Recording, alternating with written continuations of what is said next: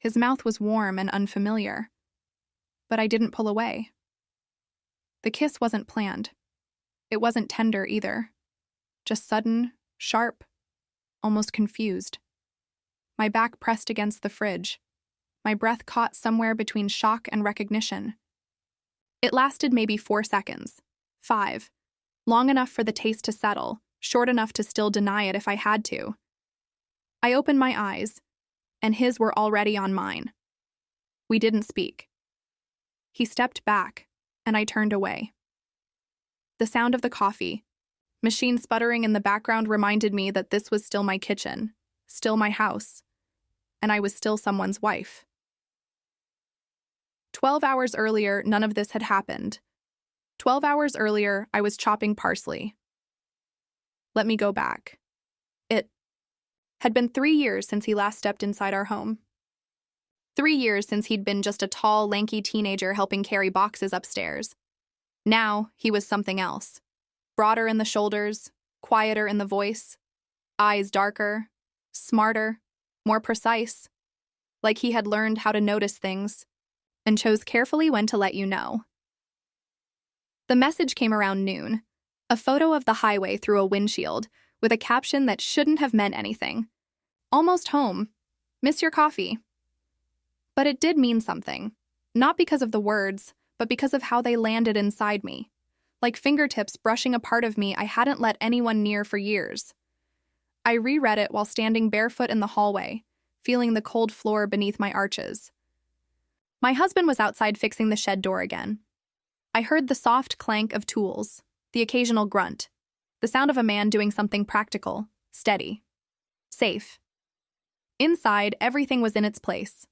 The rooms I'd arranged over the years, the plants I watered religiously, the photos that hadn't been moved since we got married, all perfectly in order, except me. That day, I didn't wear perfume. I told myself it was because I'd be in the kitchen most of the afternoon. But the truth was, I didn't want to smell like anything familiar. Instead, I slipped into a dress I hadn't worn in years, soft beige cotton, the kind that fit too well if you stood still long enough. Underneath, I wore something black. Lace, no padding. I chose it like one might choose a secret, not for anyone to see, just to remember how it felt. I told myself I was just being silly, that it was habit, that I always dressed decently when guests came.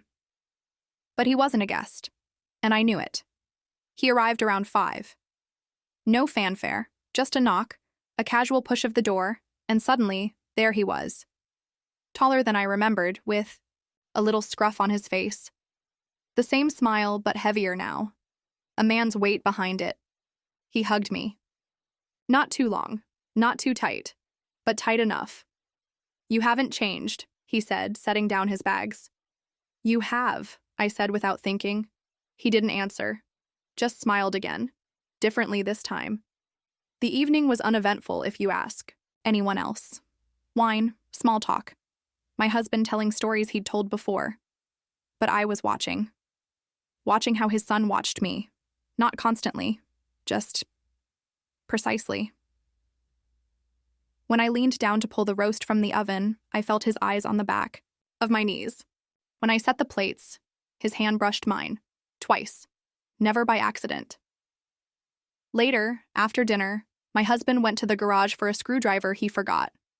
I stood by the counter, finishing my glass. He came up behind me, silent. Still the best cook I know, he said. I turned. He was close. Closer than necessary. Thanks, I said, but my voice sounded wrong, too dry, too light. And then it happened. The kiss. 4 seconds. 5. No hunger, no tenderness, just certainty. Like opening a door you didn't know was yours, and finding your own breath waiting inside. When he left the room, I didn't move for nearly a minute. My fingers still held the stem of the wine glass, but I didn't trust myself to lift it. My knees weren't steady. I stayed up late that night. Not out of guilt, not even confusion. It wasn't about love. It wasn't about betrayal. It was about feeling like someone had finally seen you. Not as a wife, not as a caretaker, but as a woman. And I knew, even if it never happened again, I had already crossed a line. Not with him. With myself. I thought the kiss would change. Everything. But when I walked into the kitchen the next morning, the world still spun as if nothing had happened. The clock above the sink still ticked in lazy rhythm, the window still open to the same view of our tired garden, and the man reading the newspaper at the table was still my husband.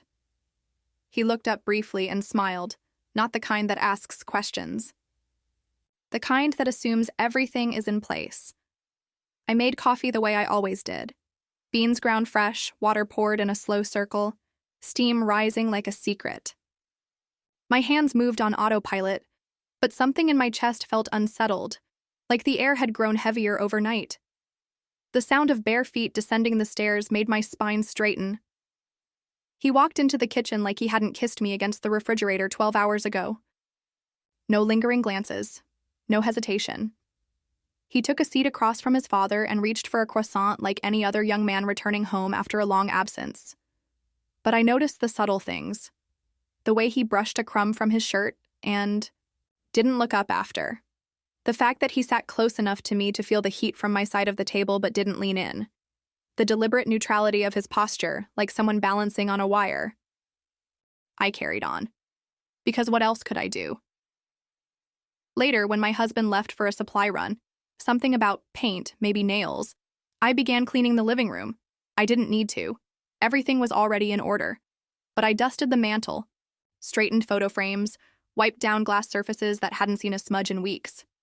He found me there, crouched by the bookshelf, organizing things that didn't need organizing. "You always this restless when the house is full?" he asked from behind. I froze for a beat, then sat back on my heels. I guess I like things in place. And are they? I looked over my shoulder. He stood with a cup of water in his hand, his eyes sharp but tired. "I'm not sure anymore," I said. That was the closest we came to acknowledging it. The rest of the afternoon passed like any other.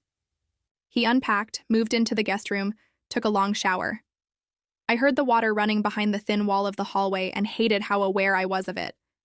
I folded laundry I hadn't worn in days just to keep my hands busy. Later that evening, the three of us ate dinner together. Chicken, rice, something green on the side. My husband talked about the price of timber and gas. The son listened politely, asked a few practical questions. I watched both of them. Two versions of masculinity, one dulled by routine, the other sharpened by restraint. After the meal, I went into the kitchen to wash the dishes. He joined me without being asked. He dried them silently, passing each plate back to me like a ritual. At one point, his fingers brushed mine again. That same electric hush bloomed in my chest, but neither of us acknowledged it. "Are you planning to stay long?" I asked, keeping my eyes on the sink. He hesitated. "Long enough." I didn't press. When the dishes were done, he disappeared upstairs, and I stood alone with the silence. My reflection in the window was soft, ghost-like. A woman outlined by habit, made opaque by desire. The next morning, I woke up before the alarm. Slipped out of bed quietly, showered in silence. I chose a navy blouse with pearl buttons, slightly sheer, though not enough to be indecent. Underneath it, pale gray lace, the kind that felt like it belonged to someone younger, freer. It had been years since I wore it. It still fit. We ended up in the hallway at the same time.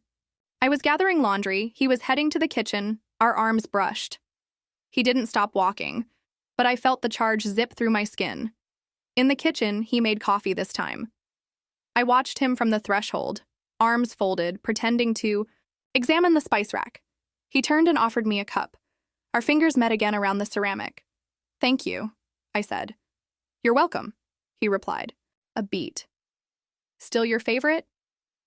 I looked at him. Really looked. It is now. The rest of the morning was unbearable in its normalcy. My husband mowed the lawn. I vacuumed. The hum of machines and domestic chores filled the hours like white noise. But every movement felt choreographed around what we weren't saying. Every pause held space for a thought that couldn't be voiced. By the time the evening came, I was restless again. He was in the garage with his father, sorting through old tools in boxes. I brought them water. My husband thanked me, didn't look up. But his son did. Our eyes met for a second too long. Back inside, I opened the drawer where I kept my lingerie. I didn't take anything out. I just stared. The lace, the silk, the mesh. So many forgotten selves, folded neatly in a place no one ever checked. That night, I stood at the bathroom mirror longer than necessary, brushed my hair slower, watched my own fingers trace the collar of my blouse, even though I wasn't adjusting anything. I didn't know what I was hoping to find. I climbed into bed beside my husband. He reached for my hand under the covers. I let him. But as his thumb ran over my knuckles, all I could think of was the way another hand had steadied me against cold metal. The way my lips had parted, not from passion, but from shock. From recognition. I couldn't say it was a mistake, because part of me wanted it to happen again. When my husband suggested I go furniture shopping with his son, it sounded harmless, sensible even. "You've got the better eye," he said. "And he can help carry things. I'll finally take care of that attic ladder."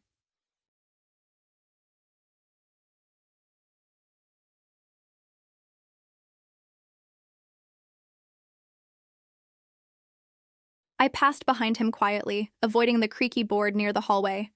I entered the bathroom, closed the door, and leaned against it. My reflection in the mirror didn't look like a stranger anymore. That was the terrifying part. I washed my face slowly, letting the water drip from my chin before reaching for the towel. I avoided looking myself in the eye as I patted my skin dry, because I wasn't ready to confront the woman staring back. The one who had crossed the line again, this time not with uncertainty, but with intent. In the bedroom, my husband stirred briefly when I slipped under the covers.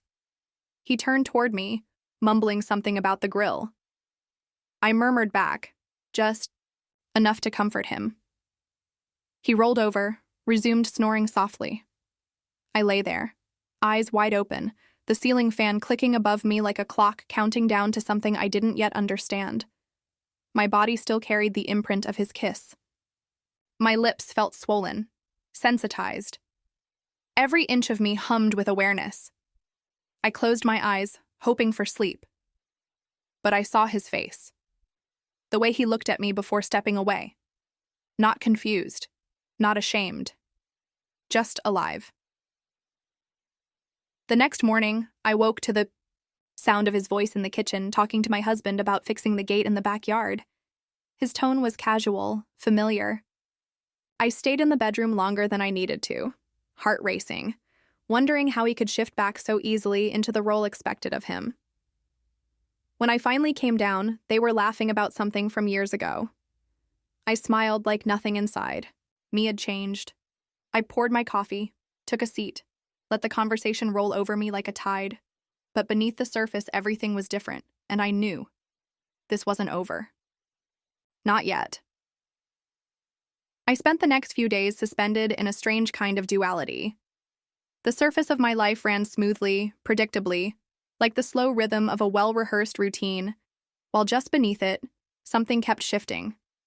A tension that no one else could see pulsed under my skin. It was a feeling both exhilarating and terrifying. I was aware of my body in ways I hadn't been in years. Every movement, every fabric against my skin, every brush of air as I walked past him in the hallway. The mornings were always the worst. That was when the contrast hit the hardest. Making breakfast for my husband, the clinking of dishes, the familiar phrases we'd traded for years. He was never cruel or inattentive. If anything, he had become softer in recent months. More helpful. He reached for my waist sometimes when I passed, kissed the top of my head when I wasn't expecting it. It made everything harder, not easier, because he was trying, and I wasn't. That Tuesday, I wore a light beige skirt that clung subtly to the shape of my hips, and a pale blue blouse with delicate buttons that fastened at the wrists. Underneath, I wore a bra I hadn't touched in over a year, sheer, with thin black straps that crossed gently under the shoulder blades. No one would see it, and yet it colored the way I walked through the kitchen, the way I poured my coffee, the way I tilted my head when he walked in. He noticed. He always noticed. He didn't look long, didn't leer. That would have broken something fragile. Instead, his gaze simply landed on me for a second longer than necessary, and then shifted away, as if he needed to pretend he hadn't seen what he saw. Later that day, while folding laundry in the guest room, his room, I found one of his shirts still slightly warm from the dryer. I held it without thinking, pressing the cotton to my cheek. It smelled like detergent and skin, a subtle imprint of something familiar that made my knees weak. I didn't keep it. I folded it neatly and placed it on the bed, but my fingertips lingered longer than they should have.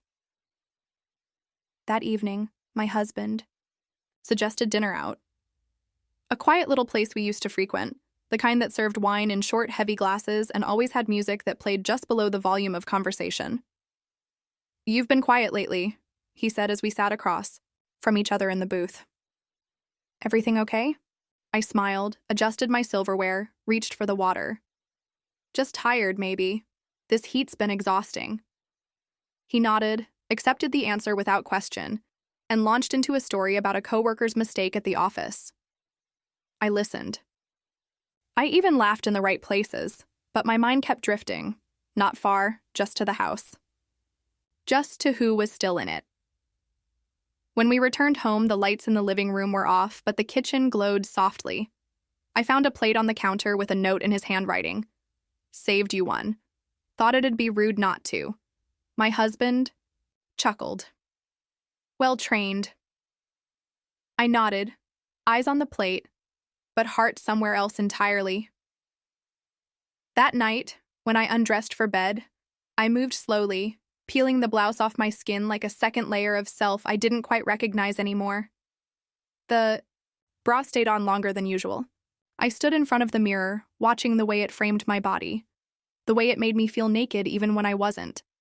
I wasn't preparing for anyone. I wasn't expecting anything. But the way I folded my nightgown over the back of the chair and stepped into bed without it, that was a decision. A quiet one, just for me. Not to tempt, not to provoke, to remember, to feel. The next morning, the routine continued. My husband kissed me goodbye, brief and warm, and left for work with a grocery list in his back pocket. I stood in the kitchen alone, barefoot, watching the condensation drip from the orange juice pitcher. Then I heard a soft knock on the back door. He stood there, hair slightly damp, a towel around his shoulders. "I borrowed your hose," he said, holding up the sprayer. "Hope that's all right," I nodded. "Of course." He didn't leave. He leaned against the doorframe, watched me for a moment. "You look different," he said. I tilted my head. "Different how?" "I don't know. Lighter. Or heavier. I can't tell which." I didn't respond. The silence pressed down between us, thick like molasses. I turned back to the counter, started wiping a non-existent spill. When I turned around again, he was gone. That afternoon, I found a photo on my phone. Taken through the screen of the back window, me, standing at the bar sink, head turned slightly to the side, caught in profile. The light cast a faint glow along the line of my neck. The message beneath it said nothing. No caption, no context, just the photo. I stared at it for a long time.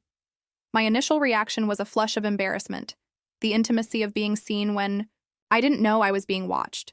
But underneath that, something else stirred. I hadn't known I could still look like that.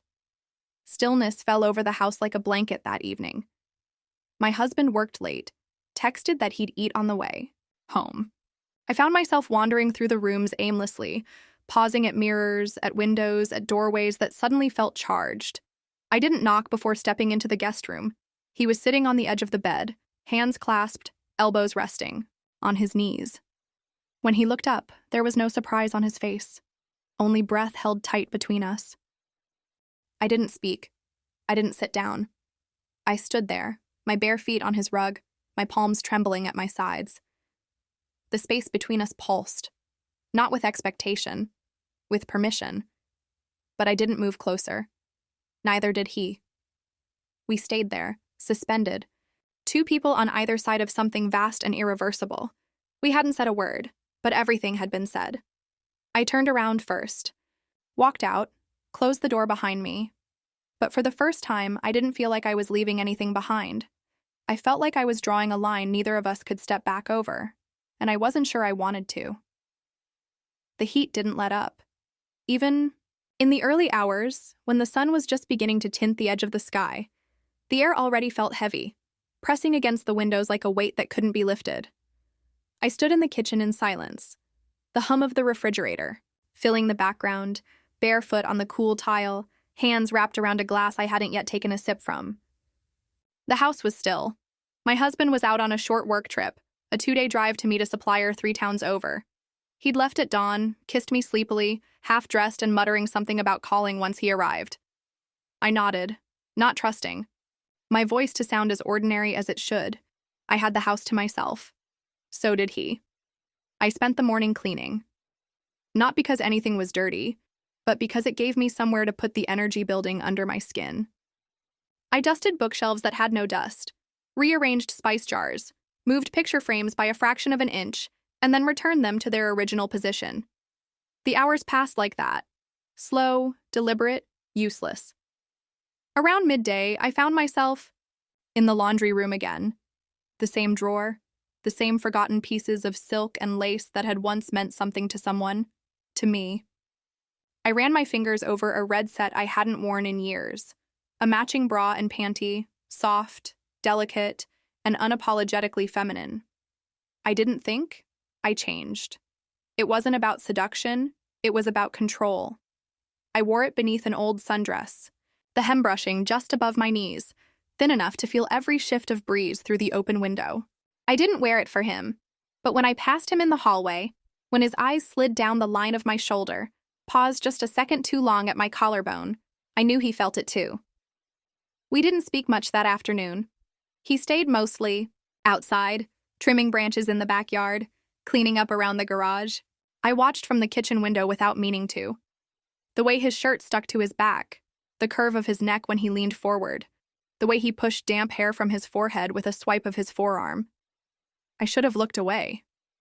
But I didn't. Later, I brought him a glass of cold water, set it down on the table by the deck. He looked up, nodded, thanked me softly. Our fingers brushed, again. This time I didn't pull away. Neither did he. By the time the sky began to dim, I already knew something was coming. There was a shift in the air. Not just the cooling breeze, but something deeper, heavier, crawling just beneath the surface of the evening. After dinner, quiet, uneventful, deliberately neutral, I stepped outside alone. The sun had nearly disappeared, casting long shadows across the lawn. The swing creaked slightly in the breeze. I sat, legs crossed, hands folded in my lap. He found me there. I heard his steps before I saw him, but I didn't move, didn't acknowledge him until he stopped a few feet away. "I'm leaving," he said. Not abruptly, but quietly, like he'd been holding it all day. I turned to him slowly. "When?" "Tomorrow, early. I've already packed most of it." My heart didn't race. My face didn't flinch. But something inside me sank, not from shock, not even from sadness. From inevitability. He stepped closer, arms still at his sides. His voice was low, even. "I thought I could stay longer. I thought I could manage it. But I can't be here. Like this." I wanted to ask what he meant. Like this. But I already knew. The way I moved through rooms like a lit match. The way our eyes found each other at the worst possible times. The silence that had started to speak louder than our words. He took another step. Barely a breath between us now. "I think about you more than I should," he said. "And I don't know how to stop." I looked at him. Really looked. There was no game in his expression. No smugness. Just ache. Plain and uncovered. "I don't want you to," I said. My voice didn't shake. I said it not as a confession, but as a fact. The silence that followed was thick with everything we'd never said aloud. Then he did something I hadn't expected. He reached into his back pocket and pulled out a small folded paper. He handed it to me. It was a photo, a candid, black and white, printed on cheap paper, of me, standing in the kitchen, side profile, sunlight catching the edge of my face. "You looked alive," he said. "Not for anyone else, just in yourself." I held the photo gently, fingers trembling. "I want you to come with me," he said then, quiet, direct. Those words shattered the stillness, not in some cinematic burst of emotion, but in the way a steady drip of water will eventually crack stone. He waited. Didn't push. Just stood there, letting the question hang between us like a string pulled taut. I didn't answer. I couldn't. Because in that moment, I didn't know which part of me was real. The woman holding a picture of herself through someone else's eyes, or the one who'd spent a decade inside a marriage defined by politeness, warmth, and careful silence. He stepped back, nodding slowly. "I'll be gone before sunrise." And then he turned and walked away. I stayed on the swing long after the door closed behind him, the photo still in my hand, the air cooling around my bare skin, and my heart, no longer mine to carry. I woke before the sun rose, not because of noise or light or even restlessness, but because my body had already decided that sleep no longer mattered. I lay still for a long time, listening. The house was silent, too silent.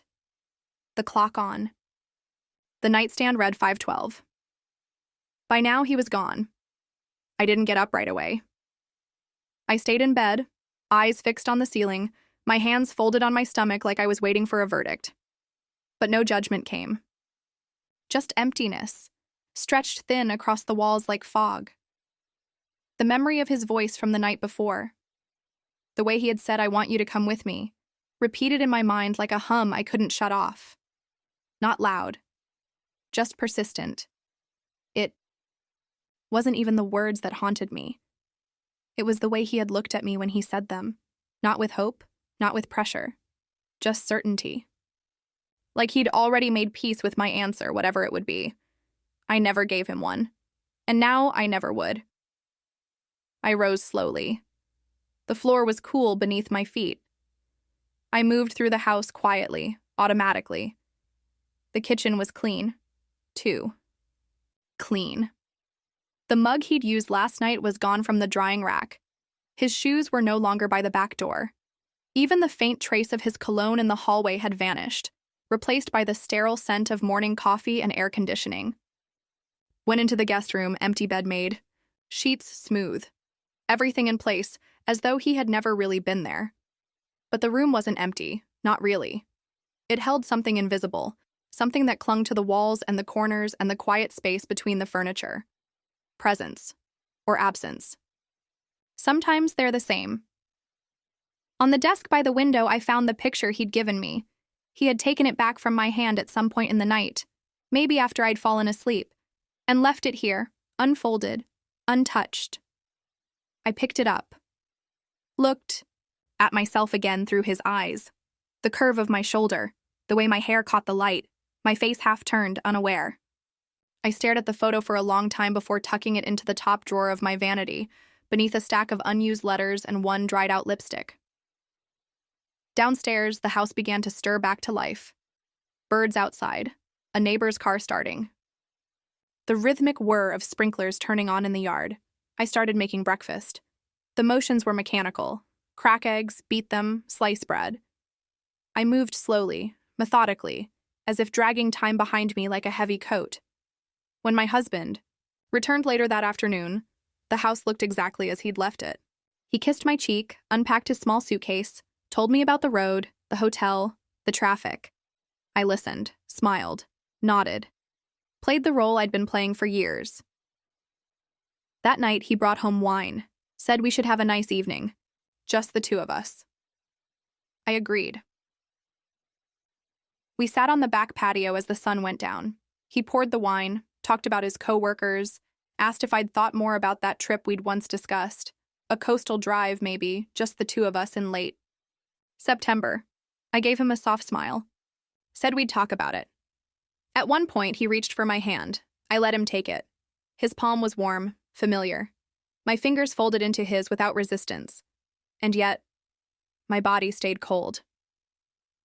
Later in bed, he touched me, gently, hesitantly, as if trying to rediscover a woman he assumed had always been his. I didn't stop him. I didn't turn away, but I wasn't really there. My skin responded the way it should. I made the right sounds, arched the right way, whispered the right name. But my thoughts were elsewhere, not on another man's body, but on another version of mine. One that had felt electric, dangerous, alive. Afterward, he fell asleep quickly, breathing deep and steady. I lay beside him, eyes wide open, watching the slow rotation of the ceiling fan above us. Every creak of its movement seemed to echo louder than it should. At some point, I slipped out from under the covers, walked barefoot across the room, and stood in front of the mirror. I looked at myself in the dim light. My hair tousled, lips slightly parted, collarbone rising and falling with each breath. A woman who had been touched, but not reached. I opened the drawer of my vanity, pulled out the photograph, and stared.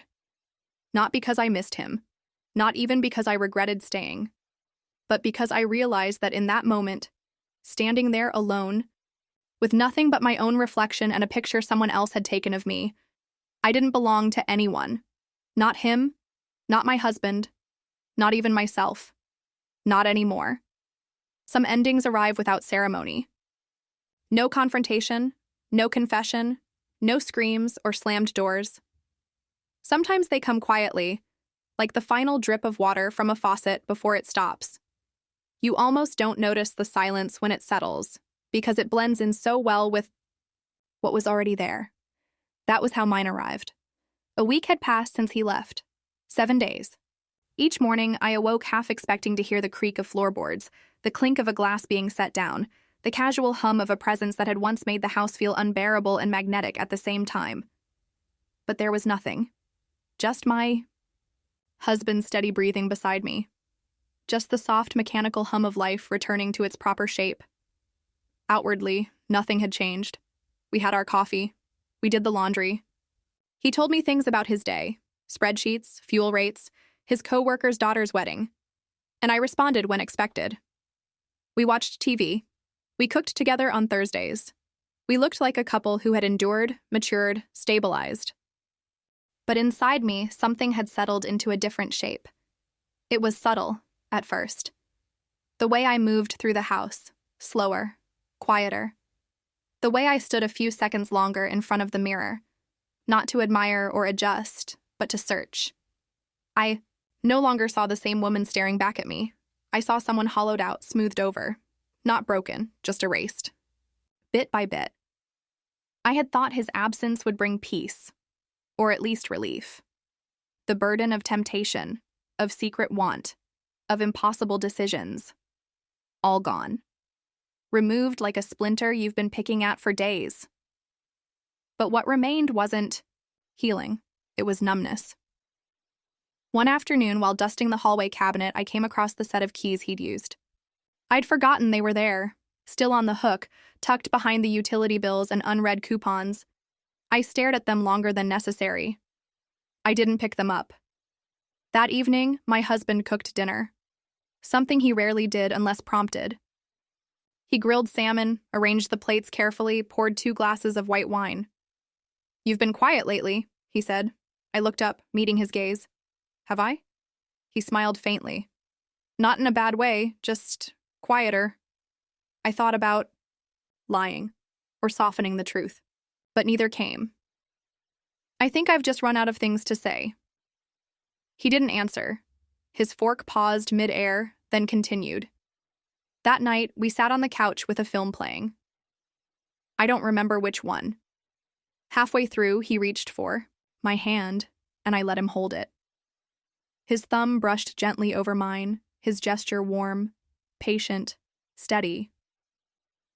I tried to feel something. Gratefulness, affection, guilt.